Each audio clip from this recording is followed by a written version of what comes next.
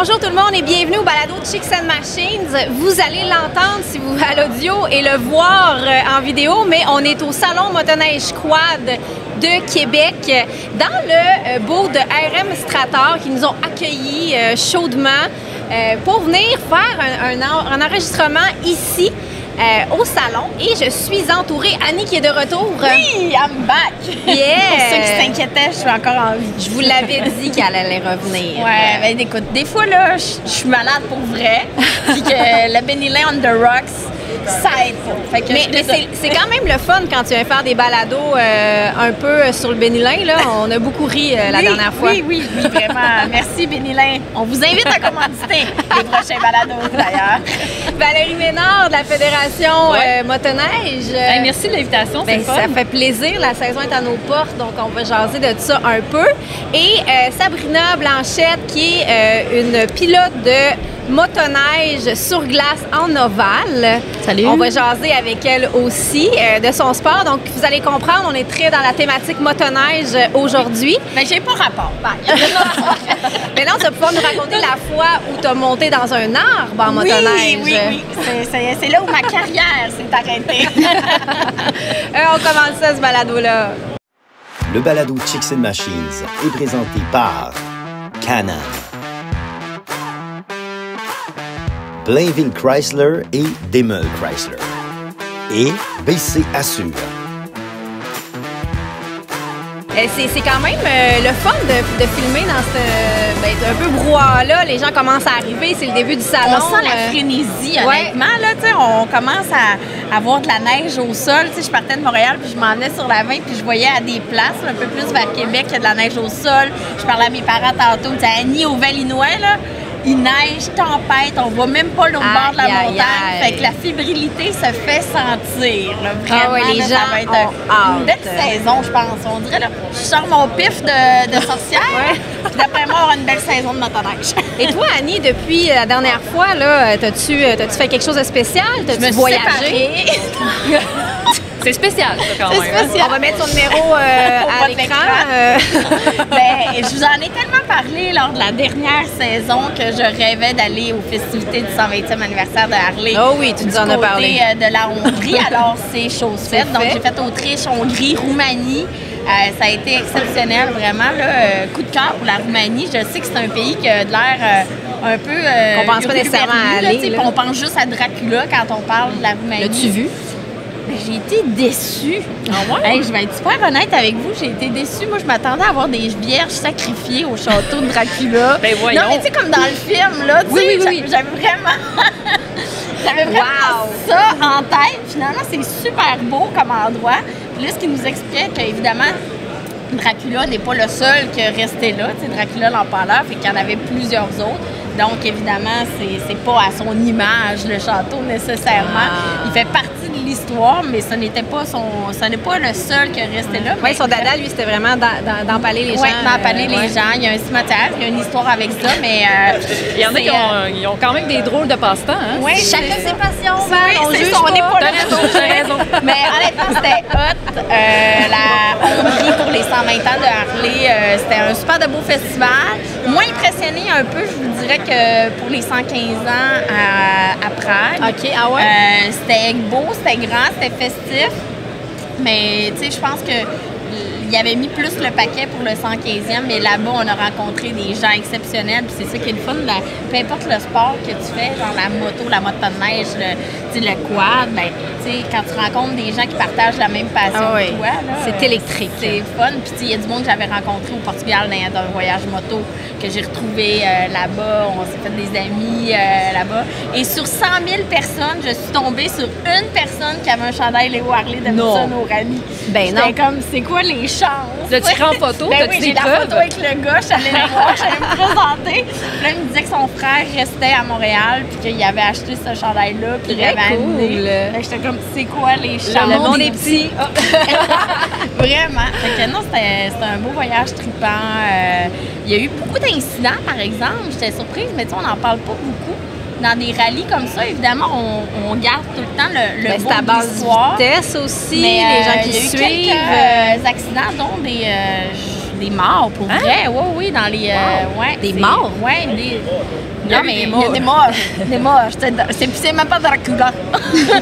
C'est même pas de sa faute C'est à même pas lui. Dracula qui a sucé le sang. Mais non, mais attends, des morts? Oui, il y a eu des incidents, des gens qui s'en venaient au rallye en moto, puis qui ont eu des accidents. Puis il y a des personnes qui sont décédées, mais tu sais, on n'en parle pas de ça. Dieu, ouais. Mais tu sais, c'est sûr que... Ça se met mal dans une vidéo promotionnelle. Non, évidemment, mais tu sais, ça a choqué une partie de la communauté, des gens qui venaient là, des gens qu'on a croisés. Fait que tu sais, on parle tout le temps du beau dans ces choses-là. Mais tu sais, la moto reste un sport dangereux. Il faut se rappeler surtout aussi, puis j'en ai déjà fait une chronique que je vous invite à aller peut-être relire sur le chicksandmachine.com sur l'art de rouler en groupe. Hein, je viens de le dire, le mot art de rouler en groupe, c'est vrai art. C'est vrai que c'est un art. Tu sais, même au niveau de la motoneige, là, c'est la même chose. Là. On se rend compte que les gens ne savent pas rouler en groupe. Ouais. Les gens ne s'attendent pas, font un paquet de signes en sentier. Il y a un paquet de choses qui ne sont pas sécuritaires. Ouais. C'est super important là, de suivre les règles. Donc, Sur une piste motoneige, en ovale, même si on dit qu'il n'y a peut-être pas de règles, il y a quand même un peu de règles, peut-être de décorum à respecter. Il y a plus du respect, je te dirais, là, entre les pilotes, là, mais on s'entend qu'on course puis on course tout pour gagner. Fait que c'est différent un peu. Là. Tu dis pas dans ton casque, genre, je vais te piler dessus. Non, jamais. Je vais te dépasser. Je vais te dépasser, mais je te pilerai pas dessus. That's it. Bon. Fait que non, c'était vraiment le fun. Beau voyage, plaisant. Puis toi aussi, je pense que tu as voyagé un petit peu dans les dernières semaines. Je reviens de l'Europe, puis tu disais d'ailleurs là, que tu as roulé au Portugal. J'ai eu la chance de faire de même avec c'est Ride Portugal Moto. Si vous voulez aller le voir, si vous voulez planifier un voyage au Portugal, il est extraordinaire. L'accueil a été super cool. Tu sais, le Portugal, c'est grand, mais en même temps, c'est petit. Ouais. Fait que quelle zone que tu as couvert nous, c'est plus autour de je dirais, Nazaré, Okay. Lisbonne, tout ça.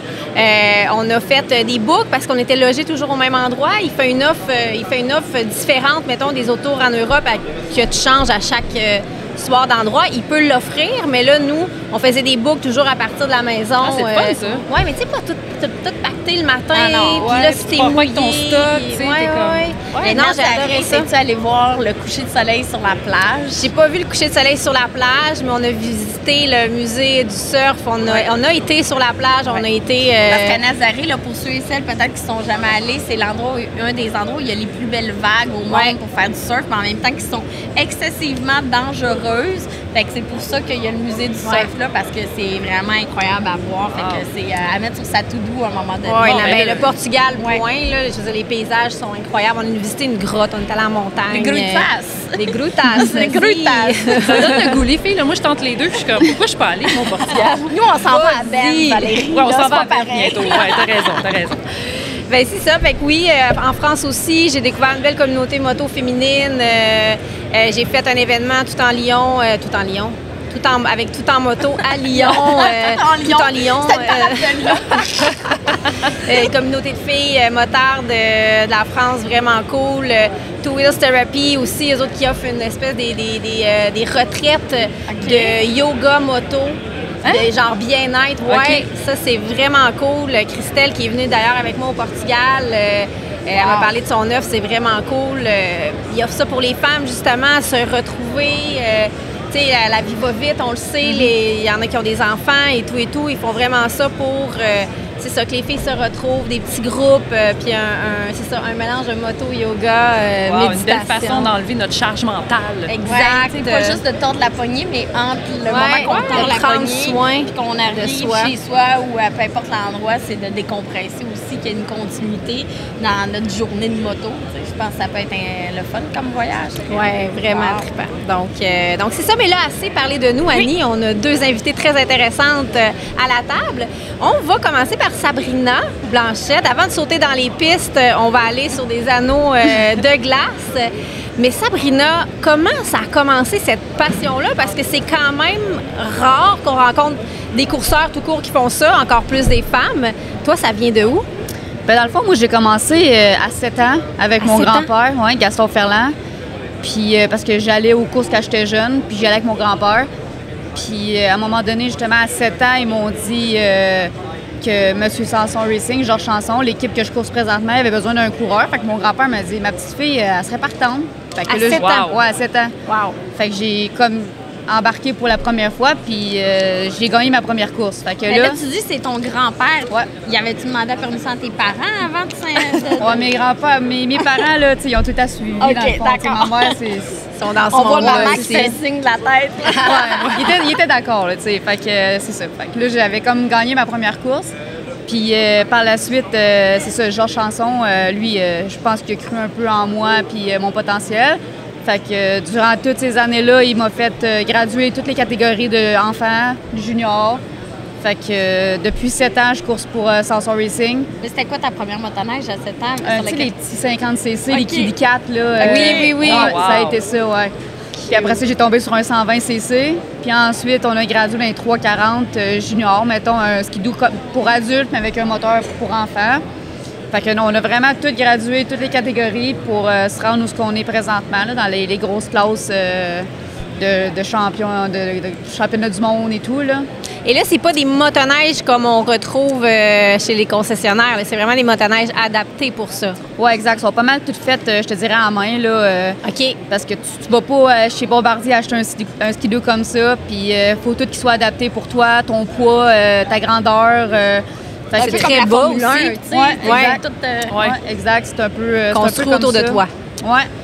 Puis non, c'est ça. Fait que ça fait. C'est ça. Mais là, moi, j'ai une question, parce que là, tu dis on court avec les autres coureurs. Tu sais, je veux dire, t'es dans un milieu très masculin, en fait. Là. Comment on accueille une femme dans ce milieu-là? Mais pour vrai, tu sais, moi, comme je te dis, depuis 7 ans, je course contre les gars. J'ai jamais coursé contre une fille de ma vie. Fait que, tu sais, on dirait que je suis une pilote parmi les... Comme les autres pilotes, en fait. Là, T'es bien accueillie. Ouais, exact. Je suis quand même assez respectée, tu sais. C'est sûr que j'ai eu des saisons plus difficiles qui m'ont remis un petit peu en question par rapport à... Tu sais, je suis une fille, je suis parce que je suis pas assez forte. Tu sais, j'ai eu des saisons plus difficiles.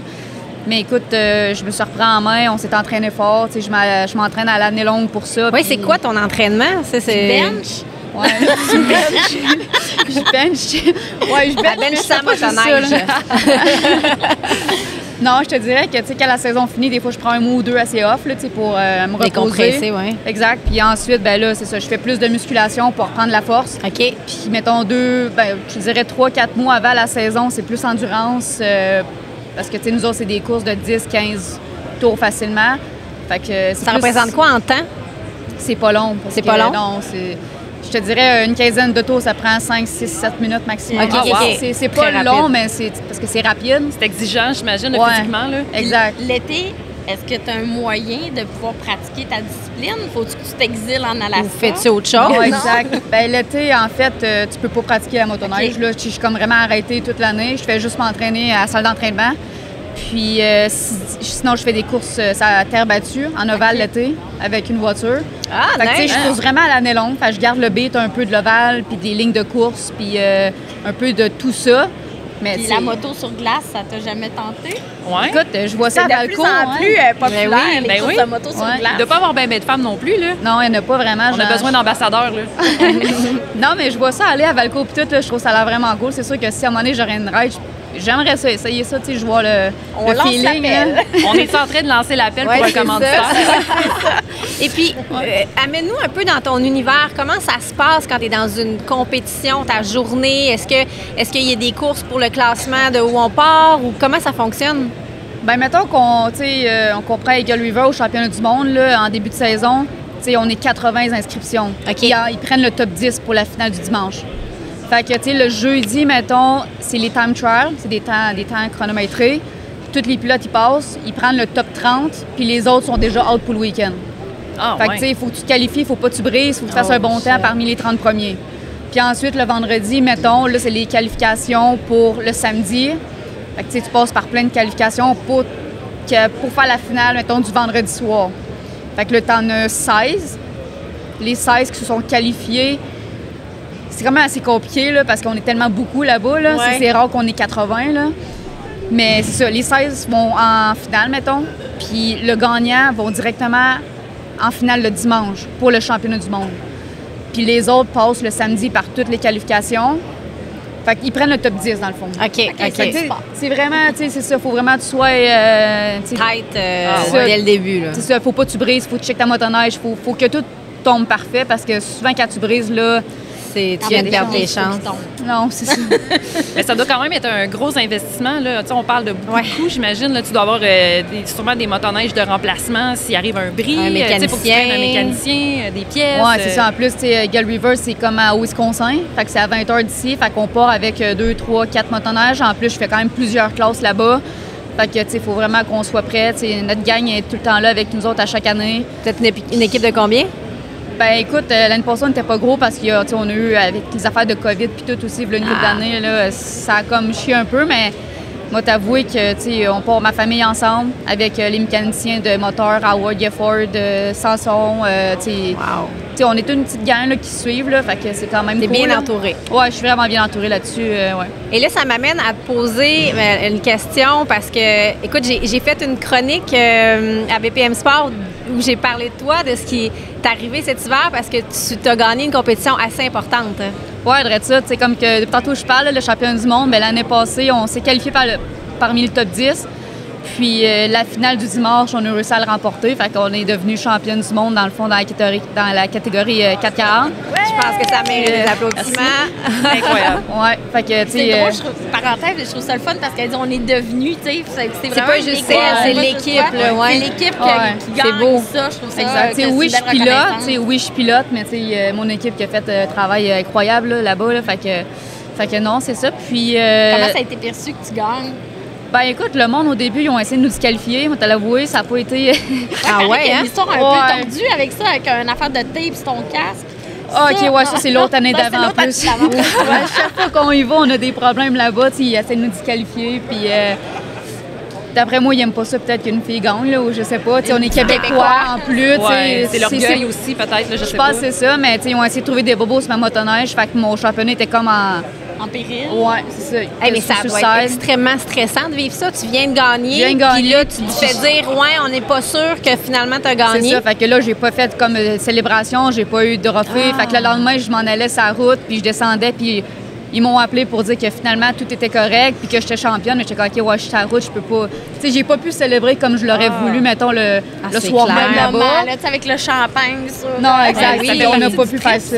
Ça fait partie du trip d'avoir le fame un peu. Tu en parles, on dirait qu'elle est toute émotive quand même. Oui, mais c'est ça. Ça a été, c'était correct. Là, après ça, quand ils m'ont dit qu'on était champion, c'est correct. Là, au moins, on a le nom. Puis, donc, ça a été un beau moment. Là. Mais de se faire remettre en doute aussi, ça reste que. Bien, c'est ça, le doute reste chez certaines personnes, tu sais, de le dire que haut et fort que, ben ça, peut-être que ta motoneige n'était pas adaptée, bien, c'est plate parce que ça remet un peu en doute, je veux dire, ton honnêteté là-dedans. Oui, non, je dirais ça, tu sais. Oui. Howard Gifford, c'est lui qui a bâti la machine de A à Z. Il a passé à l'inspection plus qu'une fois. Tout le monde nous a tout le temps dit que, tu sais, c'était correct, c'était 100% légal. Puis là, il revient sur cette décision-là à ce jour-là où c'est comme... C'est horrible. T'sais, on a trouvé ça un petit peu ordinaire, tout ça. On s'est battu fort toute la soirée. Fait que ça a été un petit peu, mettons, une déception. Puis le monde va pas en dire quoi. Ils vont dire, ah, il était pas légal, c'est pour ça qu'il a gagné. Puis c'est une fille. Ah, il y a bien des affaires qui tournaient dans nos têtes pendant le temps, là, tu sais. Fait que... Mais en tout cas, bravo. Ouais. Oui, mais quel âge que t'as, si ça se demande? J'ai 27 ans. OK, wow. 27. Hey, ça fait 20 ans déjà 20 ans que je course, là. C'est quoi la durée de vie d'une carrière comme ça chez un coureur? Bonne question. Dans le sens, pas durée de vie, mourir, mais tu peux faire ça jusqu'à 50 ans, 60 ans. Ben, tu sais, Jacques Villeneuve, mettons, il a coursé jusqu'à 60 ans. Je penserais pas me rendre là. Tu vas-tu faire un 10? Je sais pas, OK, d'accord. On est rassurés. Non, mais c'est l'oncle. C'est l'oncle. C'est juste que, tu sais, je suis quand même une fille. Si je veux penser peut-être éventuellement à la famille, etc., tu sais, va falloir... c'est semi... Ça va être différent un petit peu qu'un gars, là, tu sais, mais...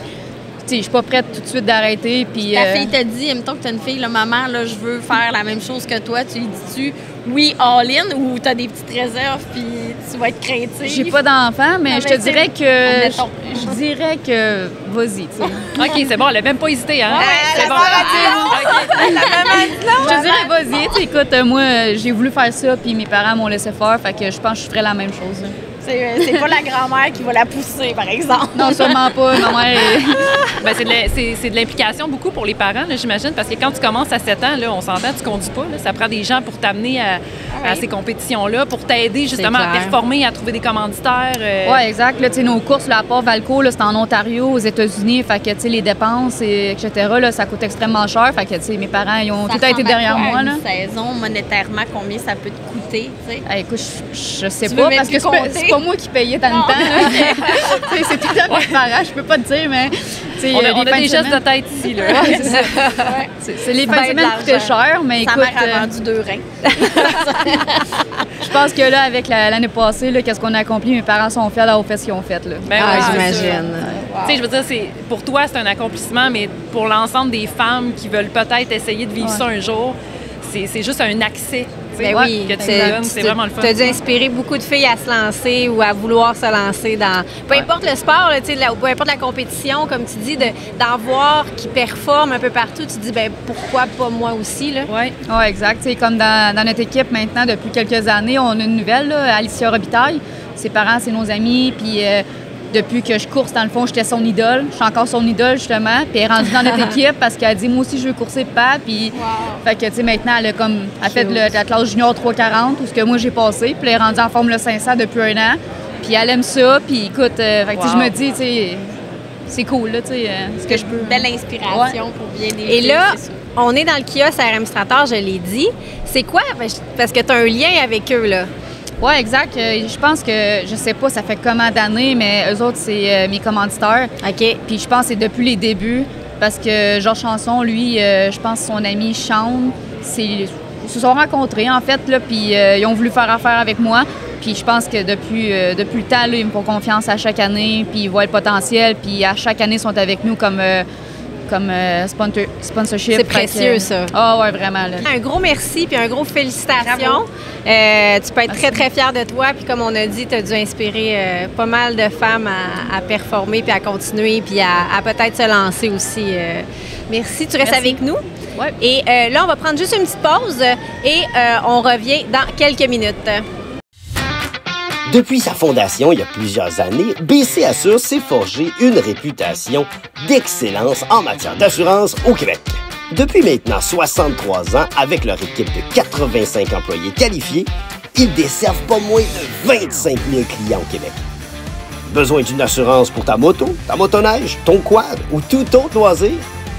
Ben, il te suffit de contacter un courtier de BC Assure. Aussi facile que ça. On est de retour et là, je veux faire un petit mea culpa. J'ai dit Strator au lieu de Stator, RM Stator. J'ai mis le R à mauvaise place. Ouais, c'est ça. Je trouvais que ça manquait d'air dans ce nom-là. T'avais le goût de rouler parce qu'on est à Québec, c'est ça? Exact. Okay. Val? Oui. Donc, on saute de la glace à des ronds de glace au sentier, enneigé. Donc, la saison est à nos portes. Oui, la saison est à nos portes, puis c'est la prévente en ce moment. Donc, c'est le moment, là, si vous voulez faire de la motoneige dans les sentiers cette année. Combien on sauve? On sauve 90 $. Donc, c'est 440 $ avant le 9 décembre. C'est 3 bouteilles de vin, ça? C'est pas un bon plein d'essence. 2 caisses de bière au pire, au Costco. C'est bon, mais on consomme pas en sentier, tu le sais, Annie. Merci, je sais. C'est bon, faut juste le dire. Après le 9 décembre, c'est 530 $. Puis il y a beaucoup de gens qui nous demandent, mais pourquoi vous faites une prévente? En fait, la prévente, ça sert à financer le début de saison des clubs. OK, ben oui. Plus les gens achètent l'argent dans les coffres. Oui, c'est ça exactement. Plus les gens achètent de bonne heure, premièrement, ils sauvent sur le coût du droit d'accès, mais aussi ça permet au club de décoller la saison, d'entretenir les sentiers, puis les premiers jours et tout ça. Donc, c'est super important. C'est le temps, là. Puis en plus, ben, vous sauvez l'équivalent de 3 bouteilles de vin. Hey, ben là. Hein, ça dépend si vous avez les goûts riches ou pas. Là. Ouais, ça peut être 9 bouteilles de vin aussi. Ça dépend toujours. Ça dépend. Et là, Val, chaque année, on voit, vous faites des campagnes de sensibilisation, vous êtes toujours bien impliqués. C'est quoi les enjeux cette année? En fait, moi, je voudrais féliciter les gens, les motoneigistes, parce que l'année passée, on a fait beaucoup de campagnes pour le vagabondage. Tu sais, vous savez, là, les gens qui sortent des sentiers, tout ça. Puis ça a porté fruit. On a eu beaucoup de retours positifs des propriétaires fonciers qui nous ont dit que nos campagnes ont vraiment fait la différence. Puis je pense que ce qui fait la différence en ce moment, c'est les gens qui se parlent entre eux. Parce que, tu sais, c'est le fun de faire de la publicité pour sensibiliser les gens, Mais le plus important, c'est que les gens s'avertissent entre eux et dire « Hey, pourquoi tu sors du sentier? » C'est tellement important, là. On veut garder nos droits de passage, là. Parce qu'il y en a des gens qui ont des fermes, des terres agricoles, puis que ça brise. Ça brise, puis sont fâchés, puis l'année d'après, ils veulent plus donner les droits. Fait que ça a un impact sur l'industrie de la motoneige, ça a un impact sur la région aussi, tu sais. Exactement. Vraiment, ça va très loin, là. Faut le dire, là, il y a 33 000. Moi, toi, tu mets des R, moi, j'oublie des zéros. Ouais, c'est bon. Donc, 33 km. 33 km. T'as tourné en rond. C'est quelque chose qui recommence. 33 000 km de sentier. Puis pour entretenir ça, c'est sûr que ça prend beaucoup de machinerie, mais ça prend aussi des territoires pour passer ces kilomètres-là. Si t'as pas les droits de passage. Puis il y a 50 des sentiers au Québec qui sont sur des terres privées. Donc, si on n'en prend pas soin, là, c'est la moitié de notre réseau de sentiers qui est en danger. C'est super important. Là. Mais je suis contente de savoir ça, d'un point A à un point B. Que ça a fonctionné. Oui, mais c'est sûr qu'il y a d'autres enjeux, comme la vitesse, l'alcool, le casque. Là, vous allez rire, là, mais un des enjeux pour lesquels on travaille fort cette année, c'est le port du casque.